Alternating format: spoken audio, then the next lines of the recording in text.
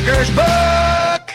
China's Struggles, Overpopulation, Jobs, Marriage, and the One-Child Policy by Conrad Riker.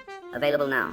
I once watched a Chinese man get legally obliterated in divorce court, lost his apartment, his savings, even visitation rights to his own child. The judge called it fair. Fair? That's like calling a mugging wealth redistribution. This isn't justice, it's gynocratic theft, and it's happening systematically across China. Look at the data. Chinese courts award primary custody to mothers in over 70% of divorce cases, while men are financially bled dry under the guise of alimony and child support. The system invalidates male sacrifice by dismissing it as patriarchal duty, then weaponizes that same duty to drain men of resources, dignity, and purpose. Male suffering is erased by the lazy slur of privilege, as if owning a paycheck under backbreaking conditions somehow makes you immune to loneliness, betrayal, or despair.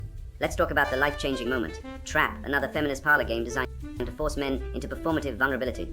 I've seen women in Shanghai bars test their dates with this nonsense. Tell me about a moment that reshaped you. If the guy shares something raw, he's seen as weak. If he stays reserved, he's emotionally stunted. It's a rigged game. Real strength doesn't need a confessional booth. Men process trauma by building, fixing, and protecting, not by turning their pain into dinner theater. In Shenzhen, I met a factory owner who lost his entire family in a flood. He didn't weep on cue. He rebuilt his business and employed 30 other people. That's masculinity turning pain into power, not vulnerability into virtue. Signaling. Then there's the absurd testing his kissing skills routine. I'm not joking. This is the real checkpoint in modern dating, like some kind of oral exam for desire.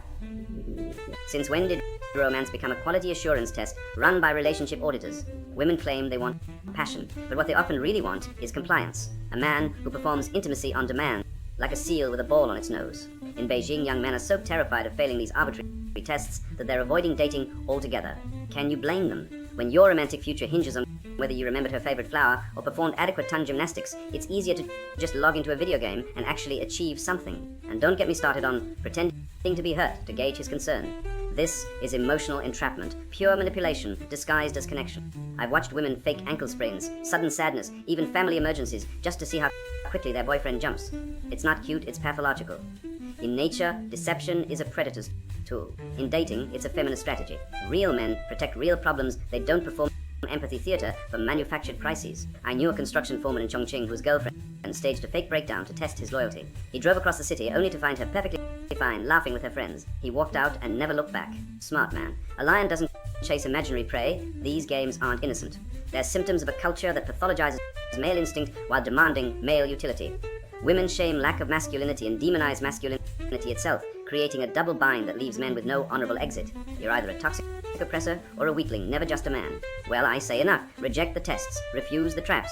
Your value isn't determined by your performance in someone else's manipulative play. You don't need her validation, you need your own purpose. Build something, defy something. Let the relationship gamers play with their emotional puzzles. Real men are busy forging reality. China's Struggles, Overpopulation, Jobs, Marriage, and the One-Child Policy by Conrad Riker. Buy now. Links below video.